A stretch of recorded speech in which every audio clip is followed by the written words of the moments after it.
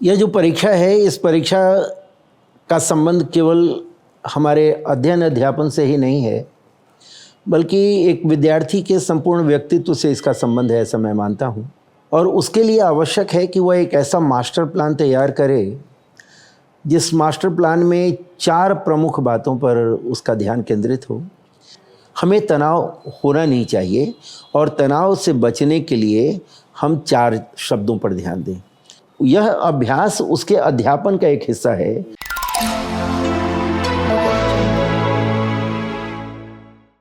बड़े बुजुर्गों और शिक्षकों के द्वारा हमेशा से ये कहा जाता रहा है कि कोई भी ज्ञान बिना प्रैक्टिस के अधूरा है और ज्ञान का सही लाभ तभी मिलता है जब तक उस पर पर्याप्त प्रैक्टिस हो। विजन आईएएस की एक इम्पॉर्टेंट इनिशिएटिव अभ्यास प्रीलिम्स परीक्षा, जो कि यूपीएससी प्रीलिम्स परीक्षा से थोड़ा पहले होती है, एस्पिरेंट्स को इसी अभ्यास का पर्याप्त मौका देती है। जी हाँ, आज हम लोग इस स्पेशल सेशन में इसी संदर्भ में विस्तार से बातचीत करेंगे, जिस पे हम हमारे साथ बातचीत करने के लिए विजन आईएएस की सीनियर फैकल्टी, जो कि भारतीय राज्य व्यवस्था से जुड़े हुए हैं, श्री अशोक दुबे सर हैं। अशोक सर, आपका इस कार्यक्रम में स्वागत है। शुक्रिया। जैसा कि हम सब लोगों को पता है कि इस वर्ष की यूपीएससी प्रीलिम्स 16 जून 2024 को निर्धारित है और उसमें काफ़ी कम समय बचा है, जो कि विद्यार्थियों के लिए काफ़ी क्रूशियल टाइम है। और दूसरी तरफ हम देखें तो इसमें सारे विद्यार्थियों के द्वारा लगभग कुछ ना कुछ महत्वपूर्ण चैलेंजेस जो है ना फेस किए जाते रहे हैं। तो सर, हम अपनी बातचीत की शुरुआत इन्हीं चैलेंजेस से करना चाहेंगे। कुछ चैलेंजेस को हम लोग देख सकते हैं, जैसे कि टाइम मैनेजमेंट से संबंधित समस्याएं रहती हैं बच्चों को, रिवीजन से संबंधित समस्याएं रहती हैं, उसका करंट अफेयर और स्टैटिक को लेकर उनके मन में दुविधा रहती है कि इस पर कितना समय दिया जाए। अंत में सर, मैं एक और चीज़ ऐड कर देना चाहूँगा यहाँ पे कि अपने सेहत का भी ध्यान और नींद का, इस तरह की चीज़ें भी जुड़ जाती हैं इस अंतिम समय में। तो सर, इस संदर्भ में कुछ हमें हमारे दर्शकों को बताएं सर। शुक्रिया आदित्य जी। प्रतिवर्ष यह परीक्षा होती है और स्वाभाविक है विद्यार्थी तनाव में रहते हैं, और ये बहुत अच्छी बात है कि इस मंच से हम लोगों ने एक बहुत ही गंभीर गूढ़ विषय को लिया है, जिसके माध्यम से बच्चों को एक राहत मिल सकती है हम लोगों के सुझावों से। यह जो परीक्षा है, इस परीक्षा का संबंध केवल हमारे अध्ययन अध्यापन से ही नहीं है, बल्कि एक विद्यार्थी के संपूर्ण व्यक्तित्व से इसका संबंध है, ऐसा मैं मानता हूँ। और उसके लिए आवश्यक है कि वह एक ऐसा मास्टर प्लान तैयार करे जिस मास्टर प्लान में 4 प्रमुख बातों पर उसका ध्यान केंद्रित हो। एक तो कि उसे किन चीज़ों का अध्ययन करना है, दूसरा उन्हें किन चीज़ों का रिवीजन करना है, तीसरा उसे अपने स्वयं का मूल्यांकन कैसे करना है, और चौथा कि अपने स्वयं का उसे प्रबंधन भी कैसे करना है। जैसा आपने बताया कि नींद भी अच्छी आए, स्वास्थ्य भी ठीक रहे, ये बहुत महत्वपूर्ण चीज़ें हैं। हालांकि हम लोग पढ़ने के दौरान इन चीज़ों को छोड़ देते हैं परंपरागत दृष्टिकोण के कारण, लेकिन मैं मानता हूँ कि ये अत्यंत महत्वपूर्ण चीज़ें हैं। रही बात कि अब बचे हुए लगभग 2 महीने हमारे पास हैं, इन 2 महीनों में अब हमारी तैयारी कैसे होनी चाहिए, तो मैं मानकर चलता हूं कि अधिकांश बच्चों ने सिलेबस तो पूरा कर लिया होगा। अब उनके लिए आवश्यक है कि वो कुछ विशेष विषयों पर ध्यान केंद्रित करें, क्योंकि यह एक अंततः प्रतियोगी परीक्षा है। तो मेरा ऐसा मानना है कि कुछ विषय जो प्रमुख विषय होते हैं, जिनका मुख्य और प्रारंभिक परीक्षा दोनों से संबंध होता है, जैसे संविधान, भारतीय राज्य व्यवस्था, अभिशासन, इसके साथ साथ इतिहास, भूगोल और पर्यावरण, पारिस्थितिकी, अर्थशास्त्र, जो शुद्ध अर्थशास्त्र नहीं है, भारतीय अर्थशास्त्र के रूप में ज़्यादातर, और विज्ञान, और इन सभी से संबंधित जो करंट अफेयर के मुद्दे होते हैं, इन सभी को एक कॉम्प्रिहेंसिव स्टडी के रूप में, एक समग्र अध्ययन के रूप में हम लोगों को देखना चाहिए। और बचे हुए समय में मैं यह मानता हूँ कि जिस विषय का भी विद्यार्थी अध्ययन कर रहा हो, जैसे वह अगर संविधान और राज्य व्यवस्था का अध्ययन कर रहा है, तो साथ में करंट अफेयर की चीज़ें वह निश्चित तौर पर शामिल करें। न्यायपालिका के निर्णय हों या संसद के द्वारा अगर कोई नई विधि लाई गई या कोई नया विधेयक लाया गया इस तरह के या नीति आयोग के द्वारा कोई नई चीज़ें लाई गई, इन चीज़ों को वह निश्चित तौर पर अपने अध्ययन में शामिल करे ताकि एक एकीकृत पढ़ाई उसकी हो सके। जैसा मैंने कहा कि एक प्रतियोगी परीक्षा है, तो हमारी आवश्यकता यह भी है कि हम अपनी गलतियों को कम से कम करें और जो हमारा सशक्त पक्ष है हम उसको ज़्यादा से ज़्यादा मजबूत करें। किसी भी विद्यार्थी के लिए कोई एक रेडीमेड सॉल्यूशन नहीं होता कि वह एक ही पद्धति लेकर आगे बढ़े। हर विद्यार्थी की अपनी अच्छाइयाँ, अपनी बुराइयाँ, अपनी शक्तियाँ, अपनी कमजोरियाँ होती हैं। तो मेरा यह सुझाव होता है हर बच्चे के लिए कि वह इन 5 विषयों में से अपनी प्राथमिकताएं तय कर ले और उन प्राथमिकताओं के आधार पर वह देखे कि किस विषय पर उसे कितना फोकस करना है। 2 महीने का समय है। हमारा यह सुझाव होगा कि अगर 60 दिनों का हमारे पास समय है तो वह उसको 50 दिन समझे और उन 50 दिनों में जितना अब तक साल भर पिछले साल से अध्ययन उसने किया है, इन 50 दिनों में वह अधिक से अधिक समय उसको पढ़ने में दे, केंद्रीकृत करे अपनी अध्ययन को और अंतिम 10 दिनों में कुछ नई चीज़ न पढ़ के जितना अध्ययन किया है उसी को समराइज़ करे, उसी को और पढ़े ताकि उसमें से कोई गलत ना हो। और गलतियों की संख्या अगर कम होगी, चूँकि यह माइनस मार्किंग है, तो गलतियों की संख्या कम होगी तो सफलता की संभावना अपने आप आगे बढ़ जाएगी। तो मेरा पहला सुझाव यही होगा विद्यार्थियों को जो भी इस साल परीक्षा में शामिल होने की इच्छा रखते हैं कि वे 4-5 विषयों पर पूरी तरह ध्यान दें और उन विषयों के उन पाठ्य सामग्रियों पर ध्यान दें जो अपने आप में संकलित हैं, समग्र हैं और कम समय में अधिक से अधिक जानकारी देने वाले हैं। अर्थात किताबों और पाठ्य सामग्री का बोझ कम किया जाए और कम से कम किताबों का, कम से कम पाठ्य सामग्री का अधिक से अधिक अध्ययन किया जाए ताकि वह उनके दिमाग में स्थायी तौर पर रहे। दूसरा यह कि हमारे समग्र मास्टर प्लान का दूसरा पक्ष होता है फोकस के साथ साथ कि वह रिवीजन करें। रिवीजन के लिए मैं यह सुझाव दूंगा, एक टेक्निक होती है जिसको पोमोडोरो टेक्निक बोलते हैं। पोमोडोरो टेक्निक ये होती है कि अगर मैं 1 घंटा पढ़ता हूँ, 60 मिनट अगर मैं पढ़ता हूँ तो 20 मिनट मैं उसको रिवाइज़ करूँ, 10 मिनट मैं उसको लिखूँ और 5-7 मिनट मैं अपने दिमाग को शांत करूं, चाहे वह म्यूजिक के माध्यम से शांत करता हूं या किसी और जिससे हमें प्रसन्नता मिलती है। तो इस तरह से अगर हम अध्ययन करते हैं तो हम अध्ययन को स्थायी बना लेते हैं, हमारा रिवीजन भी रेगुलर तौर पर चलता रहता है और हम विषय को अधिक से अधिक मजबूत करने में कामयाब हो जाते हैं। इस टेक्निक का एक लाभ यह है आदित्य जी कि विद्यार्थी अपने विषय को 3 साधारण भागों में बांट देता है जिससे पढ़ने में उसे आसानी होती है। एक, हर विषय की अवधारणा जिसकी समझ उसके लिए आवश्यक है। दूसरा, उससे संबंधित घट रही घटनाएं जो करंट अफेयर से संबंधित है।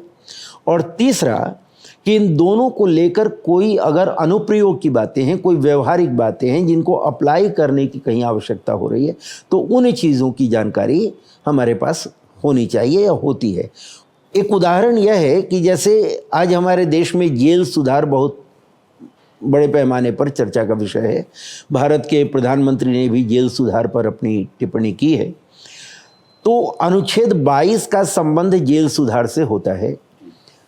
तो एक तरफ अवधारणात्मक दृष्टि से हमें जहां मौलिक अधिकार की अवधारणा, अनुच्छेद 22 में दिए गए अधिकारों की अवधारणा की जानकारी चाहिए, वहीं करंट एस्पेक्ट जो जेल सुधार से संबंधित भारत सरकार ने कदम बढ़ाए हैं उसकी जानकारी होनी चाहिए और उसका अनुप्रयोग करके हम जेल प्रबंधन को किस तरह से वैज्ञानिक बना सकते हैं और न्यायपालिका में केसों की लंबी संख्या को कम कर सकते हैं, इसकी जानकारी भी हमें प्राप्त हो जानी चाहिए।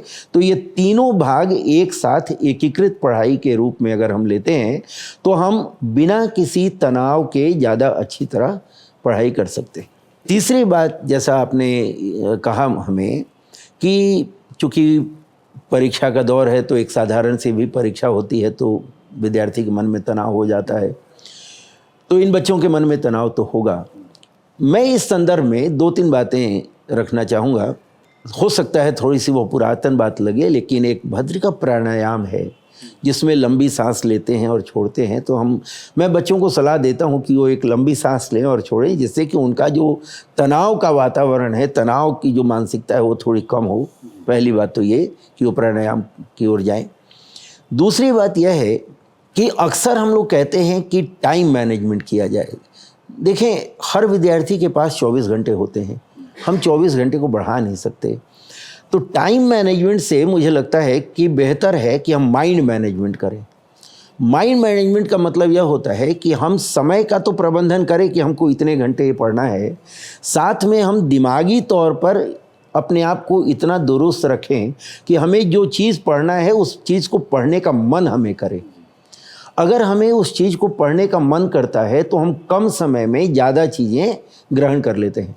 अगर मन ही नहीं करता और हमने समय बांध दिया कि इतना हमें पढ़ना है और मन नहीं कर रहा है, तो हम पढ़ते तो हैं लेकिन वह हमारे में आता नहीं है। तो हमारी ज़रूरत यह है कि अब हम लोग माइंड मैनेजमेंट की तरफ जाएं। माइंड मैनेजमेंट बच्चे करें जिससे कि वह हमेशा मनोवैज्ञानिक तौर पर तैयार रहें कि हमें इस चीज़ को पढ़ना है और हमारी पूरी ऊर्जा इस क्षेत्र में लगी हुई है कि हम इसको पढ़ेंगे। तो हम कम समय में अधिक से अधिक चीज़ ज्ञात कर सकते हैं। और इसका एक तकनीक अगर आप इजाज़त दें तो मैं सुझाव दूंगा कि प्रत्येक बच्चे को एक टेक्निक अपनानी चाहिए। उस टेक्निक का नाम है विजुअलाइजेशन अप्रोच। इसका मतलब है कि जब वो पढ़े तो कल्पना करे कि इसको पढ़ने से परीक्षा में मैं कितना बढ़िया करूँगा। तो इससे उसका जो भाव है, वह उसका जो अप्रोच है, उसका दृष्टिकोण है, वह अपने आप बदल जाता है, सकारात्मक हो जाता है। वह निगेटिव तत्वों को लेता नहीं है और इस उम्मीद से पढ़ता है कि यही परीक्षा में आने वाला है। इससे उसके ग्रास्पिंग कैपेसिटी जो है वह बढ़ जाती है। अच्छा, एक दूसरी बात है कि तनाव होता है। तो मैं ये मानता हूँ कि तनाव नकारात्मक चीज़ है, हमें तनाव होना नहीं चाहिए। और तनाव से बचने के लिए हम 4 शब्दों पर ध्यान दें। एक शब्द है कि अवॉइड करें, एक शब्द है ऑल्टर करें अर्थात बदल दें, एक शब्द है परिस्थितियों के साथ सामंजस्य स्थापित कर लें, स्वीकार कर लें कि नकारात्मक तत्व समाज में रहेंगे, हम उन नकारात्मक तत्वों से बचेंगे और हमारे पास रिपल्सिव फोर्स होगा कि अगर कोई मुझे नेगेटिव ऊर्जा देता है तो मैं उसको रिटर्न बैक कर दूं और भावनात्मक संतुलन बनाए रखूं, जिसको हम लोग कहते हैं इमोशनल इक्विलिब्रियम। तो अगर हम लोग इमोशनल इक्विलिब्रियम बनाए रखते हैं तो बगैर किसी तनाव के बहुत सहजता के साथ अपनी तैयारी को अंजाम दे सकते हैं और इसका सीधा प्रभाव हमारे स्वास्थ्य पर पड़ेगा, सकारात्मक प्रभाव पड़ेगा। हम दबाव में नहीं रहेंगे, अच्छी नींद भी हमें आएगी और जितनी अच्छी नींद आएगी उतना मन लगा कर पढ़ेंगे, तनाव नहीं होगा, संघर्ष नहीं होगा और हम एक अच्छे वातावरण में अपनी तैयारी को पहुंचा पाएंगे। काफ़ी विस्तार से सर आपने बताया इसके बारे में। टाइम मैनेजमेंट के साथ माइंड मैनेजमेंट भी करना है, तो इसके साथ साथ बच्चे जो है प्रैक्टिस कर सकते हैं। और हम लोग सबको पता है कि यूपीएससी की परीक्षा में प्रैक्टिस के साथ साथ परफॉर्मेंस एनालिसिस दोनों काफ़ी क्रूशियल रोल है दोनों का। तो इसी दोनों पक्षों को अभ्यास प्रीलिम्स जो 2024 है उसको मौका प्रदान करती है सारे एस्पिरेंट्स को। एक तरह से कहा जाए तो सिमुलेटर का काम करती है अभ्यास प्रीलिम्स परीक्षा, जो कि यूपीएससी परीक्षा से कुछ पहले हो रही है। तो सर सबसे पहले हमें ये इस परीक्षा के बारे में थोड़ा कुछ बताएं, बेसिक क्या है, कैसे हो रही है, क्या है। और उसके बाद मेरा एक और ऐड करना चाहूँगा यहाँ पे सर अभ्यास के संदर्भ में ही कि कैसे इसकी तैयारी को यूपीएससी प्रीलिम्स की तैयारी से इंटीग्रेट कर सकते हैं जिससे कि उसको मैक्सिमम लाभ मिल पाए तैयारी में। सर इसके बारे में। बहुत अच्छा सर आपने पूछा। अभ्यास एक सृजनात्मक अवसर है जो यह मंच प्रदान कर रहा है विद्यार्थियों को, और मैं तो इसे एक विद्यार्थियों के लिए वरदान के रूप में देखता हूँ, क्योंकि जहाँ पर भी प्रतियोगिता है वहाँ पर हमें स्वयं का मूल्यांकन करने की आवश्यकता हमेशा होती है। और अभ्यास इस संस्थान के शोध और अनुसंधान का एक उत्पाद है। इसके माध्यम से यह कोशिश की गई है कि यूपीएससी जिस मानकता के साथ अपने प्रश्नों को तैयार करती है, हम अपने प्रश्नों का स्तर उस मानकता तक रखें और जिस माहौल में यूपीएससी परीक्षा लेती है अभ्यर्थियों का, हम वही माहौल बच्चों को दें जो आभासी माहौल है, ताकि बच्चे जब वास्तविक परीक्षा दें तो उन्हें उस परीक्षा में कुछ नयापन न लगे, उन्हें केवल स्थान परिवर्तन दिखे, अन्यथा परीक्षा वही उनको नज़र आए। तो पहली नज़र में तो मैं यह समझता हूँ कि इससे एक कॉम्पिटिटिव कॉम्पिटेंसी यानी प्रतिस्पर्धात्मक योग्यता उसे प्राप्त होगी, और प्रतिस्पर्धात्मक योग्यता जब उसे प्राप्त होगी तो वह अभ्यर्थी अपने कॉन्फिडेंस लेवल को, अपने जो आत्मविश्वास का स्तर है उसका बढ़ जाएगा।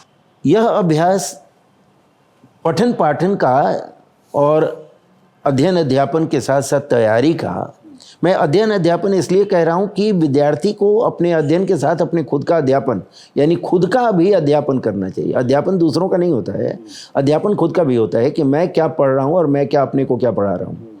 तो यह अभ्यास उसके अध्यापन का एक हिस्सा है कि इस अभ्यास के माध्यम से उसको यह ज्ञान प्राप्त होता है, उसको यह जानकारी प्राप्त होती है कि राष्ट्रीय स्तर पर मौजूदा स्थिति में वह कहाँ है, उसके स्वयं का विश्लेषण होता है।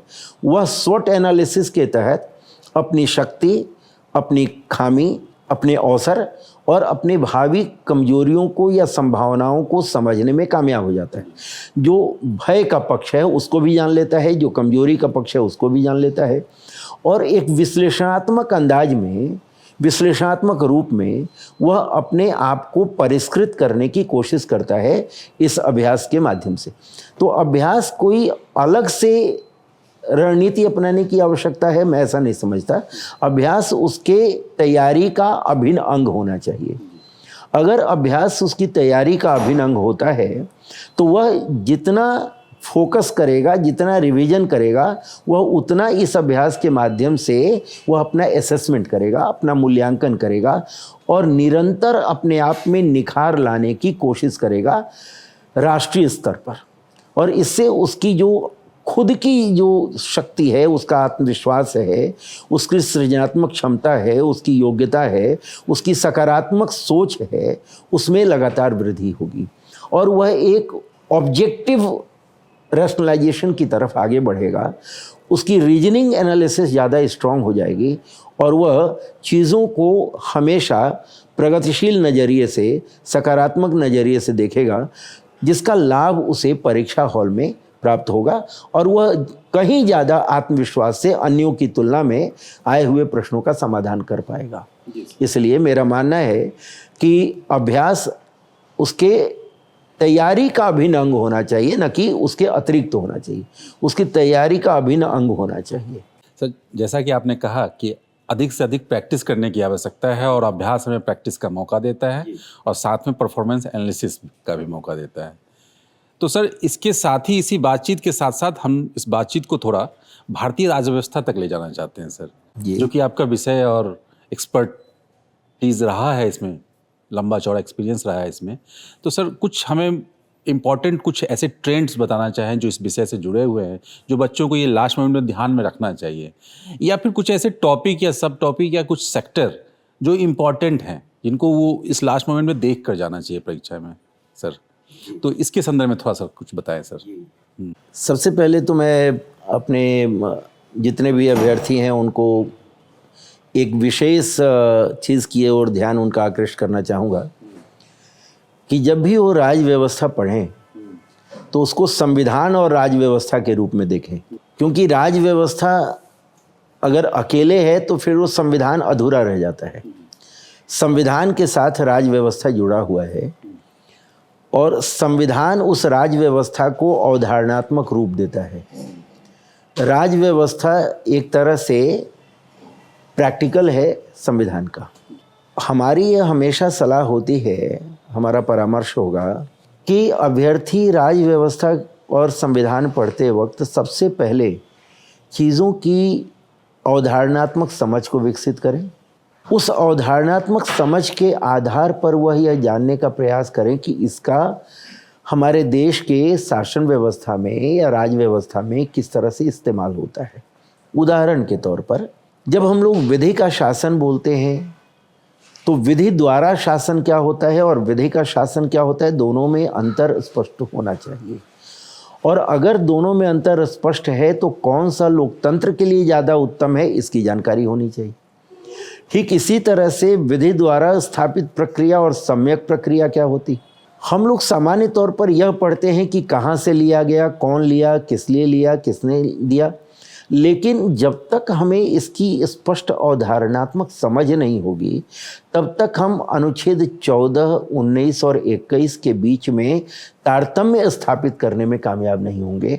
और विगत 7-8 वर्षों के प्रश्न पत्र का बारीक विश्लेषण करने से हमें ज्ञात हुआ है कि जो प्रश्न पूछे जा रहे हैं या तो अवधारणात्मक प्रश्न पूछे जा रहे हैं शुद्धतः, या जो व्यवहारिक प्रश्न पूछे जा रहे हैं वे भी अवधारणाओं पर आधारित पूछे जा रहे हैं। इसलिए एक अभ्यर्थी की उस विषय के संदर्भ में, खास करके संविधान राज्य व्यवस्था के संदर्भ में, एक स्पष्ट जानकारी होनी चाहिए। तो मेरा हमेशा सुझाव होगा कि वह अपनी अवधारणा को समझे, उसके व्यवहारिक पक्ष को जाने। करंट का जो मुद्दा है जिसको हम लोग सामान्य तौर पर अलग मान लेते हैं, मेरी सलाह होती है कि जो टॉपिक वह पढ़े उससे संबंधित हाल की घटनाओं को जरूर शामिल करे।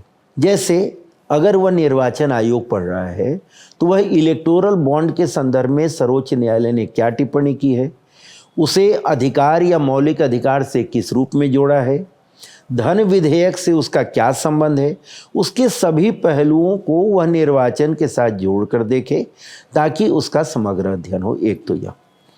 दूसरा, सर आपने पूछा कि परीक्षा में कौन से भाग पर ज़्यादा ध्यान दिया जाए।